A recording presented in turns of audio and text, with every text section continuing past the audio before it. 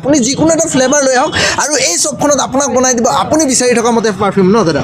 দাদাহঁতে নিজে পাৰফিউম বনাই দিব আপুনি যিকোনো চেণ্ট লৈ আহক আৰু পাৰফিউম আপোনাক বনাই দিব ন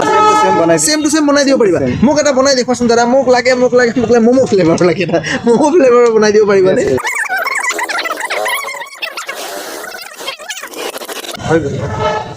চিৰিয়াছলি দাদা একজেক্ট কেনেকৈ বনাব পাৰে মানে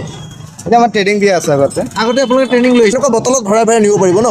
এনেকুৱা বটলত ভৰাই নিব পাৰিব চাওক এইটো এটা বটল আৰু এইবিলাক চব ফ্লেভাৰ ভৰোৱা আছে ন